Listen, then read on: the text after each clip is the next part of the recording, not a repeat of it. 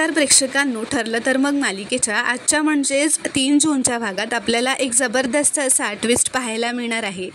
पण त्याआधी जर तुम्ही माझ्या चॅनलवर नवीन असाल तर चॅनलला प्लीज सबस्क्राईब करा. आता आपण पाहतो की रविराज प्रियाला असं विचारतो की त्या महिपत शिखरे किंवा साक्षीशी तुझा अजूनही काही कॉन्टॅक्ट नाही आहे ना? तर प्रिया म्हणते, नाही आहे बाबा, माझा त्यांच्याशी कुठलाही कॉन्टॅक्ट नाही आहे. तर रविराज म्हणतो, नाही, पूर्वी तू माझ्यापासून खूप मोठी गोष्ट लपवून ठेवली होतीस, त्यामुळे तू ती चूक पुन्हा केलीस तर त्याचे परिणाम खूप गंभीर होतील, एवढं लक्षात ठेव. तो म्हणतो, मी आता अर्जुनकडे चाललोय असं म्हणत रविराज तो निघून जातो. तर आता तो निघून गेल्यावर नागराज व प्रिया असं म्हणतात, किल्लेदार अर्जुनकडे चाललाय, हे दोघे एकत्र नाही यायला हवेत, चल थांबवूया त्याला.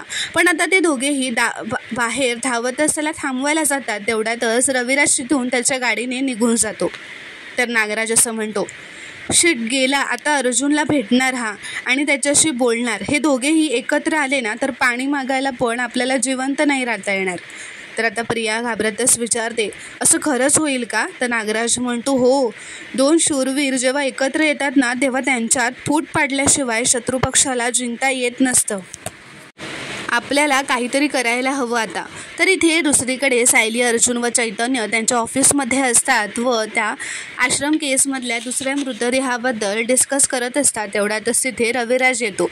त्याला बघून अर्जुन व सगळेच आता शॉक होतात. रविराज येऊन आत बसतो. सायली विचारते, रविराज काका, कसे आहात तुम्ही? चहा मागवू का तुमच्यासाठी? तर रविराज म्हणतो, मी ठीक आहे, नाही, नको चहा वगैरे काही नको. तर आता अर्जुन असं म्हणतो, आम्ही तन्वीबद्दल कुठलीही कंप्लेंट केलेली नाही आहे किंवा तिच्या चौकशीसाठी कोर्टाकडनं डेट पण घेतलेली नाही आहे, तरी तू इथे, but nothing to worry about. तर रविराज असं म्हणतो, as a lawyer I have a lot to worry about. म्हणजे मी आज इथे तन्वीचा वकील म्हणून आलेलो नाही आहे, एक वकील म्हणून आलो आहे. एक असा वकील की ज्याच्या आतला आवाज त्याला आता स्वस्थ बसू देत नाही आहे. अर्जुन, तू कोर्टात जे सिद्ध केलंस की तन्वी तिच्या आणि साक्षीच्या मैत्रीबद्दल खोटं बोलली आहे. खरं तर तेव्हाच मी तुला भेटणार होतो, पण आता त्या आश्रमात आणखी एक मृतदेह सापडला आहे आणि एक वकील म्हणून मला हे सगळंच खूप संशयास्पद वाटतं आहे. तर अर्जुन असं म्हणतो, एक्झॅक्टली माय पॉईंट. ही दुसरी डेड बॉडी सापडल्याचं टायमिंग पण बघा ना. जेव्हा महिपतला वाटलं की दामिनीची बाजू वीक पडते तेव्हाच महिपतने हा वार केला आहे. तर रविराज म्हणतो, महिपतचे पाय खोल रुतत चालले आहेत. आणि अर्जुन, या केसच्या मुळाशी जर तुला जायचं असेल ना तर त्यासाठी माझी काही मदत तुला लागणार असेल ना तर मी ती नक्की करेन. तर आता हे ऐकून सायली व अर्जुनच्या चेहऱ्यावर स्माईल येतात. सायली असं म्हणते, तुमची साथ खरंच खूप मोलाची असणार आहे रविराज काका. तर अर्जुन असं म्हणतो, पण वात्सल्य आश्रम केसबद्दल आत्ता काही मला तुला सांगता येणार नाही आहे. तर रविराज म्हणतो, मी कुठलेही डिटेल्स तुला आता विचारायला आलेलोच नाही आहे. अर्जुन म्हणतो, पण मी एवढंच सांगेन की महिपत जे करतोय ते मोस्ट ऑफ द गुन्हेगार करतात. आधी गुन्हा करतात आणि मग ते लपवण्यासाठी खोट्यावर खोटं बोलतात. तर चैतन्य म्हणतो, हो, तरी आम्ही पुरावे मिळवण्याचा पूर्ण प्रयत्न करतोय. तर आता रविराज म्हणतो, ते तर मिळवायलाच हवं. आता रविराज व अर्जुन एकत्रच त्यांच्या नकळतच असं म्हणतात की आपल्याकडे एव्हिडन्सेस तर आहेत तेवढे. तर आता हे ऐकून ते दोघेही असू लागतात, कारण त्या दोघांनीही हे सेम वाक्य एकत्रच बोललेले असतात. तर चैतन्य हसतच म्हणतो, आत्ता असं कुठे वाटतंय की सिनियर आणि ज्युनियर एकत्र काम करतायत, असं म्हणून आता सगळे हसू लागतात.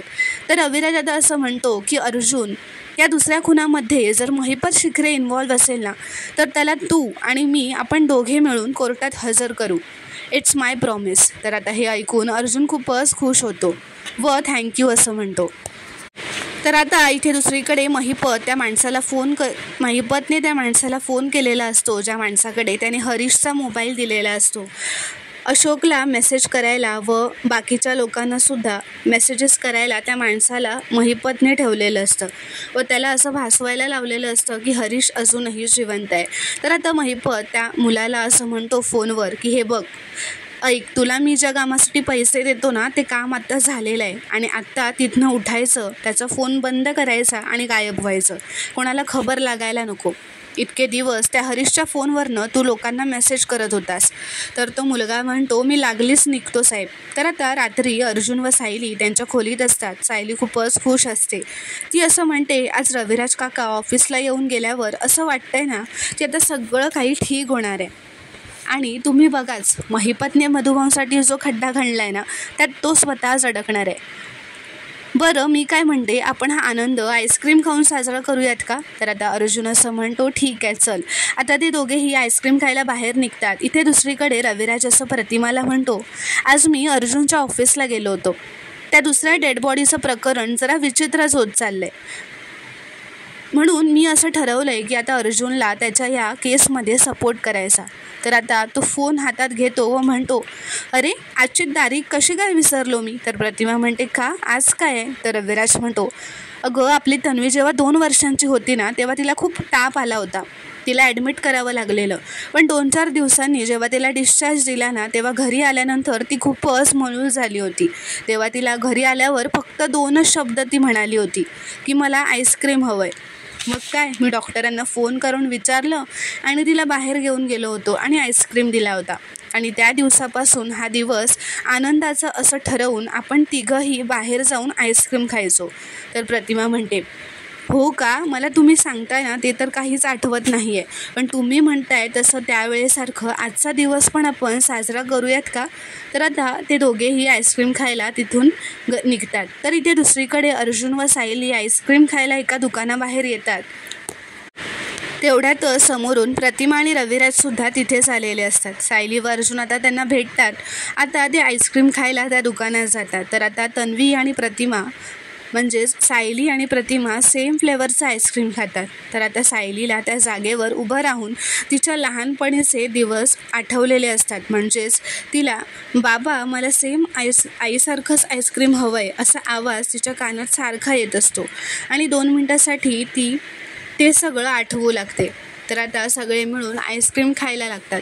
इथे प्रतिमा असं म्हणते, सायली आपण योगायोगाने भेटलो खरे, पण तुम्हाला दोघांना एकमेकांबरोबर खूप कमी वेळ मिळत असेल ना, मग तो आम्हा म्हाताऱ्यांबरोबर खर्च करू नका. जा तिथे बसून छान गप्पा मारत आईस्क्रीम खा. तर सायली म्हणते, नाही नको प्रतिमा आत्या, आपण सगळेच इथे बसून गप्पा मारूयात ना. तर प्रतिमा म्हणते, अगं बाळा, नवीन लग्न झालेल्या जोडप्याने ह्या अशा गोष्टी फक्त एकमेकांबरोबरच करायच्या असतात आणि मग म्हातारपणी त्याच्या आठवणी काढायच्या असतात. तर रविराज म्हणतो, आत्ता आम्ही काढतोय ना तशा. तर आता सगळे हसू लागतात. आता सायली व अर्जुन ते दोघेही तिथे एकीकडे जाऊन आईस्क्रीम खातात आणि प्रतिमा व रविराज त्यांच्या गाडीजवळ येऊन उभे राहतात. तर आता प्रतिमा रविराजला असं म्हणते, या दोघांना बघितलं ना की असं वाटतं की कितीही संकट येऊ द्यात, देव शेवटी 2 प्रेम करणाऱ्या माणसांनाच एकत्र आणतोच. तर आता अर्जुन व सायली एकमेकांना आईस्क्रीम भरवत असतात व हसत खेळत आनंदात त्यांचा वेळ घालवत असतात. तर प्रेक्षकांनो, आता पुढील भागात काय घडणार हे पाहणं खूपच रोमांचक ठरणार आहे. व्हिडिओ पूर्ण बघितल्याबद्दल धन्यवाद. व्हिडिओ आवडल्यास कॉमेंटमध्ये नक्की कळवा व चॅनलला प्लीज सबस्क्राईब करा.